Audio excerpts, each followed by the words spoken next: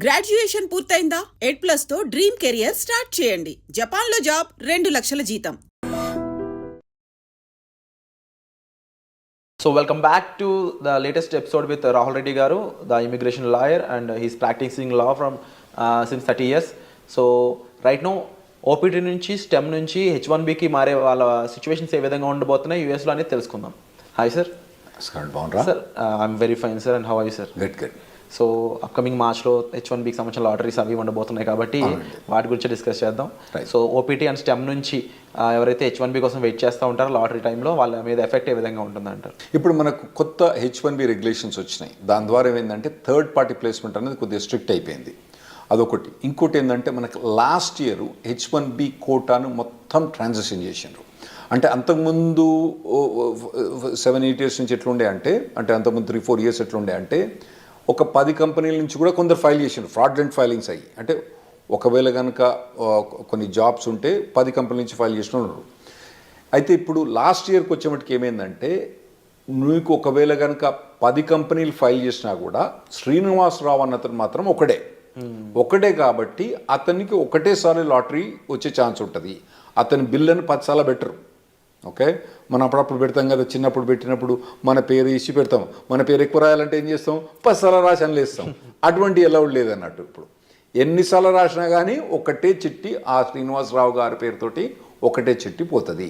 ఆ చిట్టి ద్వారా అది లాస్ట్ ఇయర్ ఇంప్లిమెంట్ చేసినారు.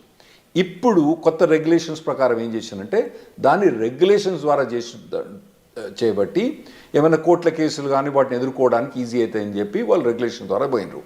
అయితే ఇప్పుడు కొత్త ప్రొవిజన్ ఏంటంటే లాటరీ మనం మార్చ్లో ఫైల్ చేసేటప్పుడు కొత్తగా ఫీజు అంతకుముందు $10 ఉండే. $10 ఏంటండి ఇప్పుడు ఇవ్వాలి, ఇప్పుడు పెద్ద కేర్ చేయరు. సో కొందరు ఫ్రాడ్లెంట్ ఫైల్ చేసే వాళ్ళు కొద్దిగా ఎక్కువ ఫైల్ చేస్తున్నారు, $10. ఇప్పుడు దాన్ని $215 చేసినట్టు. సో కొంచెం ఫిల్టర్ చేయడానికి, కొద్దిగా ఫిల్టర్ చేయడానికి చేసినట్టు. అసలు మేము ఈ రెగ్యులేషన్స్ పాస్ చేసేటప్పుడు మేము ఏమైనా అడ్వైజ్ చేసినామంటే అసలు మొత్తం లాటరీ చేసేటప్పుడు మొత్తం ఫైలింగ్ ఫీజే తీసుకోండి. ఓకే, సెలెక్ట్ అయితే ఆ ఫైలింగ్ ఫీజు ఇవ్వకండి. ఎట్లా మేము కట్టాలి కదా, ఫైలింగ్ ఫీజు కట్టాలి కదా, మేము ఇవ్వకండి అని చెప్పి మేము అడ్వైజ్ చేసినాం. వాళ్ళు ఇన్లే సరే ఏదో $215 చేసినారు. సో ఇప్పుడు కొత్తగా ఓపీటీ నుంచి స్టెమ్ ఎక్స్టెన్షన్ నుంచి ఉన్న వాళ్ళు ఇప్పుడు మార్చ్ అంటే మనకు దగ్గరకు వచ్చింది. ఇప్పుడు ఆల్మోస్ట్ డిసెంబర్ అయిపోతూనే ఉంది. మార్చ్కు మీకు H1B లాటరీ ఉంది. ఇప్పటి నుంచే మీరు కంపెనీ కానీ కంపెనీ HR కానీ కంపెనీ లాయర్ కానీ కాంటాక్ట్ చేసి టచ్లో ఉండి మీరు H1B ఫైల్ చేయడానికి రెడీ కాండి. అండ్ వీళ్ళు ఎటువంటి జాబ్స్ని చూస్ చేసుకోవడానికి స్కోప్ ఉంటుందంటారు ముఖ్య H1B టైంలో? నార్మల్గా అంటే మన వాళ్ళందరూ కంప్యూటర్ ప్రొఫెషనల్స్ ఉంటారు కాబట్టి మనకు 3 types ఆఫ్ జాబ్స్ ఉంటాయి నార్మల్గా అండి. ఒకటి ఎండ్ క్లయింట్ అంటే నార్మల్గా కోకోలా కంపెనీ, లేదంటే నెక్స్ట్ ఇంప్లిమెంటేషన్ పార్ట్నర్, ఈ డెలాయిట్, కాగ్నిజెంట్, ఇన్ఫోసిస్ అని ఇంప్లిమెంటేషన్ పార్ట్నర్ టైప్ ఉంటాయి. ఇంకోటేమో ABC కన్సల్టింగ్ కంపెనీ, చిన్న కంపెనీస్ ఉంటాయి. అయితే మనం మొదలు కవర్ చేసిన ఎపిసోడ్లో ఏంటంటే కోకోలతో కంపెనీతో పనిచేస్తే కొద్దిగా మంచిగా ఉంటుంది H1B ప్రొవిజన్స్ అని చెప్పినాం. కాకపోతే ఈ ఎండ్ క్లయింట్ పనిచేసినప్పుడు వాళ్ళు ఏం చేస్తారంటే నీకు 3 ఏళ్ళు వర్క్ పర్మిట్ ఉంది కదా, నీకు ఇప్పుడే H1 అప్లై చేయమంటారు. అది వీనికి పెద్ద బాధ అయింది. ఎందుకంటే ఇప్పుడు 3rd year పోయినప్పుడు వీని H1B లాటరీ రాలేదనుకోండి, వీని పని గోవిందా. సో అటువంటి వీళ్ళు నార్మల్గా కంపెనీ పోయేటప్పుడు అంటే చాయిస్ ఉంటే మాత్రం మీకు కంపెనీ ఈ ఇయర్ మీకు H1B అప్లై చేస్తుందా చేస్తలేదా అదొకటి కనుక్కోండి. ఎండ్ ఆఫ్ దిస్ టైమ్ ఎక్స్టెన్షన్లో సార్ ఇన్ కేసు ఎంప్లాయర్ని చేంజ్ చేసుకున్నాం అనుకోండి, అప్పుడు సిచ్యువేషన్ ఏ విధంగా ఉంటుంది? ఎంప్లాయర్ చేంజ్ చేసుకున్నా కానీ ఆ మార్చ్ టైంలో ఫైల్ చేస్తే సరిపోద్ది. మార్చ్ టైంలో ఫైల్ చేయకపోతే సరిపోద్ది. ఇంతకుముందు చెప్పినట్టు ఏంటంటే ఒకవేళ కనుక ఇప్పుడు మనం డిసెంబర్ జనవరిలో ఉన్నారు కదా, మీరు ఇప్పుడు మీ కంపెనీ కనుక మీరు H1B ఫైల్ ఈ లాటరీలో ఫైల్ చేస్తారా చేయరా కనుక్కోండి. ఒకవేళ చేయరని అనుకుంటే మాత్రం ఈ కంపెనీ వదిలిపెట్టి వేరే ఏ కంపెనీ కనుక మీకు జాబ్ దొరికితే ఆ కంపెనీకి పోవడం బెటరు. ఎందుకంటే H1B లాటరీ ఎంత తొందర వస్తే అంత బెటర్. ఎందుకంటే మనం లాస్ట్ 10 years నుంచి చూస్తున్నాం కదా, H1B లాటరీ అనేది కష్టమవుతుంది రావడం. ఓకే, ఇది లాటరీలో రావడం చాలా కష్టమవుతుంది. పోతానా కొద్ది ఇంకా పర్సంటేజ్ ఛాన్సెస్ తగ్గిపోతున్నాయి. మీకు 3 times కూడా మీరు లాటరీ ట్రై చేసుకోవాలి, అవసరమైతే 4 times కూడా మీరు లాటరీ ట్రై చేసుకోవాలి. వచ్చినప్పుడు ఇమ్మీడియట్గా ఫైల్ చేసుకోండి, మళ్ళీ నెక్స్ట్ ఇయర్ పెట్టకండి అన్నట్టు.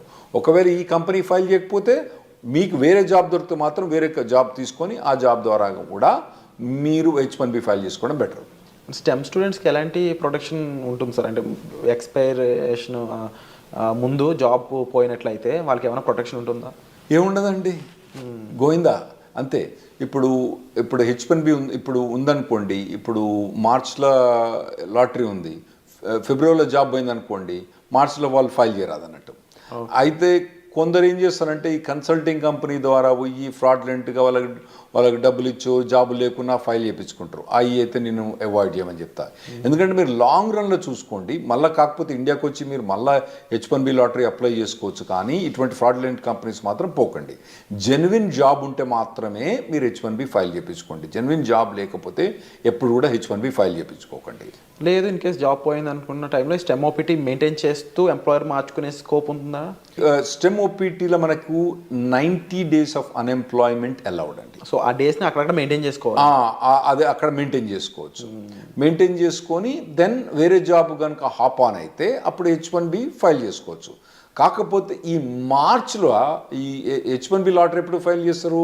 మార్చ్ 1 నుంచి టిపికల్గా మార్చ్ 20th కొద్దిగా డేట్స్ అటు ఇటు చేంజ్ అవుతా అంటే ఒక 5-6 రోజులు అటు ఇటు చేంజ్ అవుతా అంటే ఆ టైంలో కనుక జాబ్ లేకపోతే కథం, మనోడు మళ్ళీ నెక్స్ట్ ఇయర్ వెయిట్ చేయాల్సి వస్తుంది. ఈ 90 days కాకుండా, ఈ టైం పీరియడ్ కాకుండా స్టెమ్ ఓపీని ఎక్స్టెన్షన్ చేసుకోలేమంటారా? స్టెమ్ ఓపీటీ అంటే 90 days అన్ఎంప్లాయ్మెంట్ ఎక్స్టెండ్ చేసుకోవడమా, లేదా 2 years స్టెమ్ ఓపీటీని ఎక్స్టెండ్ చేసుకోవడం? లేదండి, స్టెమ్ ఓపీటీ అన్నది 2 yearsకి లిమిటెడ్. అయితే అందులో కొన్ని చిన్న చిన్న ఎగ్జామ్షన్స్ ఉన్నాయి. ఇప్పుడు H1B అన్నది మనం మార్చ్లో లాటరీ ఫైల్ చేసినా కూడా యాక్చువల్ H1B అనేది అక్టోబర్ దాకా స్టార్ట్ కాదు. అయితే ఒకవేళ స్టెమ్ ఎక్స్టెన్షన్ కనుక ఈ ఏప్రిల్ నుంచి అక్టోబర్ మధ్యలో కనుక ఒకవేళ స్టెమ్ ఎక్స్టెన్షన్ ఎగ్జాస్ట్ అవుతుంది అనుకోండి, అంటే ఇతని స్టెమ్ ఎక్స్టెన్షన్ జూన్లో ఎక్స్పైర్ అవుతుంది అనుకోండి, ఇతను H1B ఫైల్ చేస్తే ఈ స్టెమ్ ఎక్స్టెన్షన్ ఆటోమేటిక్గా జూన్ నుంచి అక్టోబర్ దాకా ఎక్స్టెండ్ అయింది. అట్లా కొన్ని లిమిటెడ్ ఎగ్జామ్షన్, దాన్ని మేము క్యాప్ గ్యాప్ అంటాం అన్నట్టు. క్యాప్ గ్యాప్ అంటాం. అది ఎప్పటి నుంచి? నార్మల్గా టిపికల్గా ఏప్రిల్ నుంచి అక్టోబర్ దాకా ఎక్స్టెండ్ అయింది. ఏది కంపెనీ ఏదైతే కంపెనీ ఉందో H1B change of status file చేస్తే ఆటోమేటిక్గా క్యాప్ గ్యాప్ అన్నది ఏప్రిల్ నుంచి అక్టోబర్ దాకా ఎక్స్టెండ్ అయింది. అండ్ మనం ముందు మాట్లాడుకున్న ఈ రూల్స్ అండ్ రెగ్యులేషన్స్ అన్నీ కూడా పార్ట్ టైంలో కూడా అప్లైకబుల్ అవుతాయా? అంటే ఇప్పుడు స్టెమ్ వాళ్ళు పార్ట్ టైం కూడా సేమ్ ఇదే చేయొచ్చా, లేదా ఫుల్ టైమే చేయాలి కంపల్సరీ? మీరు అన్నట్టు ఒకవేళ కనుక H1B జాబ్ ఫైల్ చేసిన అనుకోండి, పార్ట్ టైం కూడా వాళ్ళు ఎక్స్టెండ్ చేసుకోవచ్చు. ఏది టిపికల్గా ఏప్రిల్ నుంచి అక్టోబర్ దాకా. అయితే ఇప్పుడు కొత్తగా వచ్చిన రెగ్యులేషన్స్ ఏవైతే January 17, 2025 అప్లిక్ అవుతాయో దానికి యాక్చువల్లీ స్టూడెంట్స్ కొద్దిగా ఈజీ ప్రొవిజన్ ఇచ్చిండ్రు. కపుల్ ఆఫ్ ప్రొవిజన్స్ ఏమి ఇచ్చిందంటే, ఒకవేళ నార్మల్గా మేము H1B ఫైల్ చేసినప్పుడు October 1st డేట్ పెట్టే ఫైల్ చేయాలి, October 2nd ఫైల్ చేయొద్దని చెప్పిన అన్నట్టు. ఇప్పుడు కొత్తగా ఏంది, నువ్వు ఎక్స్టెండెడ్ డేట్స్ అంటే ఇంకా లేట్ డేట్ తోటి కానీ మేము ఒకవేళ కనుక ఏప్రిల్లో మేలో ఫైల్ చేసినా కూడా కొద్దిగా లేట్గా స్టార్ట్ డేట్ అంటే వీని స్టెమ్ ఎక్స్టెన్షన్ ఉంటుంది కదండి, ఈ స్టెమ్ ఎక్స్టెన్షన్ ఎక్కువ వాడుకోవడానికి ఇంకా ఎక్కువ రోజులు పెట్టుకొని, అంటే October 1st కాకుండా డిసెంబర్ కానీ జనవరి కానీ స్టార్ట్ డేట్ పెట్టుకొని మేము H1B ఫైల్ చేసుకోవచ్చని కొత్త రెగ్యులేషన్ వచ్చింది. ఇది స్టెమ్ ఎక్స్టెన్షన్ ఉన్న వాళ్ళకు, ఓపీటీ ఉన్న వాళ్ళకి చాలా అడ్వాంటేజ్ అండి. ఎందుకంటే అనవసరంగా 6 years H1B వాడరు. ఇంకోటి ఏంటంటే వీళ్ళకు ఓపీటీ స్టెమ్ ఎక్స్టెన్షన్స్లా వీళ్ళకు 7% ఇన్కమ్ ట్యాక్స్ రిబేట్ వస్తుంది.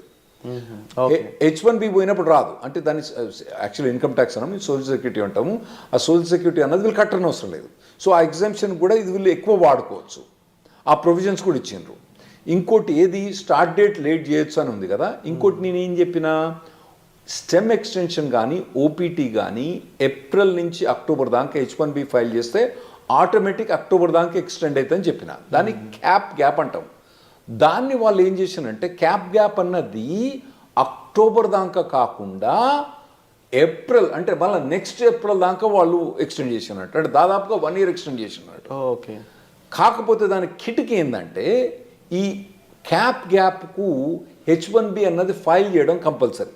చేసిన వాళ్ళకి మాత్రం లాటరీలో సెలెక్ట్ అయ్యి H1B ఫైల్ చేసిన వాళ్ళకే ఈ క్యాప్ గ్యాప్ వర్తిస్తుంది. తర్వాత ఈ క్యాప్ గ్యాప్ ఎక్స్టెన్షన్ కూడా H1B లాటరీలో సెలెక్ట్ అయ్యి H1B ఫైల్ చేసిన వాళ్ళకే ఈ క్యాప్ గ్యాప్ అన్నది వర్తిస్తుంది. అంటే ఈ ప్రొవిజన్ నార్మల్గా తీసుకొచ్చిన అవసరం ఏం పడిందంటే, H1B నార్మల్గా 5-6 మంత్స్లో అప్రూవ్ అయిపోద్ది. లేదంటే మనోడు ఎక్కువ పైసలు కట్టేస్తారు 3 వారాలకే అప్రూవ్ అవుతుంది ప్రీమియం ప్రాసెసింగ్కి. కొత్త అడ్మినిస్ట్రేషన్ వస్తుంది కదా, కొత్త అడ్మినిస్ట్రేషన్ అప్పుడు ఈ కొత్త అడ్మినిస్ట్రేషన్ కొత్తదేం కాదు, అంతకుముందు ఉన్నదే. అంతకుముందు మమ్మల్ని నరక యాతలు పెట్టింది ఈ అడ్మినిస్ట్రేషన్. వాళ్ళు ఈ ప్రీమియం ప్రాసెసింగ్ ఇవన్నీ సస్పెండ్ చేసినారు. అయితే ఇప్పుడు క్యాప్ అనేది అక్టోబర్ దాకానే, ఇదివరకు పాత రూల్స్ ప్రకారం అక్టోబర్ దాకానే ఎక్స్టెండ్ అయ్యి అక్టోబర్లో H1 అప్రూవ్ కాలేదనుకోండి, ఇడు జాబ్ చేయకుండా కూర్చోవాలి. అప్పుడప్పుడు పెద్ద కంపెనీలు ఏం చేస్తాయి, జాబ్ చేయకపోతే పో నీ H1 తీసేసాను తీసిపో, జాబ్ తీసేసిపోతాడు. అప్పుడేమవుతుంది, నా గరక నా ఘాటక అవుతాడు వీడు. అయితే ఇప్పుడు కొత్త ప్రొవిజన్ ప్రకారము ఒకవేళ ట్రంప్ అడ్మినిస్ట్రేషన్ వచ్చి H1 ప్రీమియం ప్రాసెసింగ్ తీసేసినా, అంటే ఎక్స్ట్రా $2,500 కట్టినా కూడా, దానికి ఎక్కువ ఫాస్టర్ ప్రొవిజన్ తీసేసినా కూడా, మనోడు అక్టోబర్ దాటిన తర్వాత, అంటే వీని వర్క్ పర్మిట్ ఒకవేళ జూన్లో అయిపోయినా కూడా అక్టోబర్ దాకా కాకుండా మళ్ళీ ఏప్రిల్ దాకా ఇతను జాబ్ క్యాప్ మీద జాబ్ చేసుకోవచ్చు. అది ఈ January 17th మనకు వచ్చే రెగ్యులేషన్స్ తోటి చాలా అడ్వాంటేజ్ అవుతుంది మనకు. ఓవరాల్గా డిఫరెంట్ అప్లికేబుల్స్ అయితే రానున్నాయనేది అర్థమవుతుంది క్లియర్గా. అండ్ కొన్ని బెనిఫిషరీస్ కూడా కనిపిస్తూ ఉన్నాయి డెఫినెట్లీ. అండ్ బిఫోర్ జాబ్ వీళ్ళు స్టెమ్ ఓపీటీ వాళ్ళు ఎటువంటి రిక్వైర్మెంట్స్ ఉంటాయి సార్ అప్లై చేయడానికి? అంటే ఓపీటీ స్టెమ్ ఎక్స్టెన్షన్ ఈ రెండిట్లు అంటారా? అంటే వీళ్ళు మొదటి నుంచి కాలేజీలో చదువుతున్నప్పుడే వీళ్ళకు ఆన్ క్యాంపస్ రిక్రూట్మెంట్ నడుస్తుంటుందండి. వాటిల్లో పార్టిసిపేట్ చేయాలి. ఇంకోటి ఏంటంటే, మీకు ఇంతకుముందు చెప్పినట్టు ఏంటంటే, వీళ్ళు మొదటి నుంచి కూడా ఏదో టెక్నాలజీ తీసుకొని, హాట్ టెక్నాలజీ తీసుకొని, కరెంట్ టెక్నాలజీ తీసుకొని, దాని మీద కంప్లీట్గా ఇంటర్న్షిప్స్ కానీ, తర్వాత ఎడ్యుకేషన్ కానీ, ట్రైనింగ్ కానీ తీసుకొని, ఒకవేళ టెక్నాలజీ మారితే మళ్ళీ ఇమీడియట్గా మారండి టెక్నాలజీ. కానీ ట్రైనింగ్ అన్నది ఇక్కడ కూర్చొని ఆ సినిమాలు చూసిన దానికి వీటి చూసిన దానికన్నా ఇటు పక్క పోయి ఈ ట్రైనింగ్ ఇటువంటివన్నీ తీసుకోవడం చాలా మంచిది. ఎందుకంటే నార్మల్గా ఇక్కడ జనరల్ ప్యాకేజ్ ఏంది 5 lakhs 6 lakhs ఉన్నది. అక్కడ మీకు 80 లక్షల నుంచి మొదలైంది ప్యాకేజ్. సో మీకు 6 lakhs నుంచి 80 లక్షలకు ఉండే పెర్ఫార్మెన్స్ మీరు అక్కడ యూఎస్కి వస్తుండ్రు కాబట్టి, మీరు చేసే పెర్ఫార్మెన్స్ కూడా 10 times బెటర్ ఉండటానికి మీరు షార్పన్ అప్ కావాలి. అది మొదటి నుంచి ప్రిపేర్ కాండి. చక్కగా ఓపీటీ అయిపోయిన తర్వాత అప్పుడు ఎతుకుతలే జాబ్, తర్వాత చూసుకుంటలే. ఇప్పుడైతే సినిమాలు చూస్తా, షికార్లు పోతా, తాగుతా, తింటా, బిర్యానీ తింటా, పొద్దుగాల మధ్యాహ్నం, సాయంత్రం అయితే వాలీబాల్ ఆడతా, కానీ తర్వాత చూసుకుంటా, ఓపీటీ అయిపోయిన తర్వాత చూసుకుంటే మాత్రం అది తప్పుడు పని. మీరు మొదటి నుంచి ఇంజనీరింగ్ కాలేజ్ నుంచి ఫస్ట్ ఇయర్ నుంచి, ఒకవేళ మీరు యూఎస్ రాదలుచుకుంటే, మీరు ఇక్కడ కూర్చొని ఎక్కడనో 5 లక్షల ప్యాకేజ్ 6 లక్షలు తీసుకుంటే మీ ఇష్టం. మీరు కనుక యూఎస్ వచ్చి ఓపీటీ మీద పనిచేసి స్టెమ్ ఎక్స్టెన్షన్ మీద పనిచేసుకుంటే మాత్రం మీరు ఫస్ట్ ఇయర్ నుంచి మీరు కంటిన్యూస్గా శ్రమ పడితే మీరు ఓపీటీ స్టెమ్ ఎక్స్టెన్షన్ వచ్చినప్పుడు మీకు మెచ్చుకునే మార్కెట్ మంచిగా ఉన్నప్పుడు ఏముంటుందండి, అప్పుడు ఏమంటారు కదా, కుక్కను కూడా సింహాసనం ఎక్కించినప్పుడు వీళ్ళందరినీ మన వాళ్ళని సింహాసనం ఎక్కించినప్పుడు, ఏది మంచిగా స్కిల్ సెట్ లేని వాళ్ళని వాళ్ళందరూ కూడా కుక్క మీద వీళ్ళందరూ సింహాసనం ఎక్కి కూర్చున్నారు. ఇప్పుడు ఎట్లున్నది పరిస్థితి, మార్కెట్ పరిస్థితి మంచిగా లేదు. మరి మార్కెట్ పరిస్థితి మంచిగా లేదంటే యాక్చువల్గా మీరు స్టాక్స్లో బాగా చేస్తూ ఉంటారు కదా, అసలు యూఎస్లో ఇప్పుడు స్టాక్ మార్కెట్లు ఉందండి, హై రేట్స్ ఉన్నాయి, అన్నీ బాగున్నాయి స్టాక్ మార్కెట్. అయినా కానీ ఐటీ ప్రొవిజన్ మొత్తం డౌన్ అయిపోయింది. ఎందుకైందంటే మెయిన్ ప్రొవిజన్ ఏంటంటే 2021 ఎప్పుడైతే మన కోవిడ్ అయిపోయిందో అప్పుడు ఎట్లా హైర్ చేసిందంటే, అమెజాన్ కొన్ని కంపెనీస్ అయితే ఒకటే అండి, మీ శాలరీ ఎంత, ఇన్కమ్ ట్యాక్స్ చూపేరా అని వీళ్ళు పట్టుకుపోయారు. నీ W2 ఎంత, నీ W2లా ఓకే నీకు 80 లక్షలు వస్తుంది, ఓకే ఒకటేరా నీకు, ఇగో 1,60,60,000 అంతే. వారు ఏం మాట్లాడలేదు. అట్లా చాలా మందిని హైర్ చేసిండ్రు. చక్కగా తీసుకుపోయి కుక్కను తీసుకుపోయి సింహాసనం మీద కూర్చోబెట్టిండ్రు.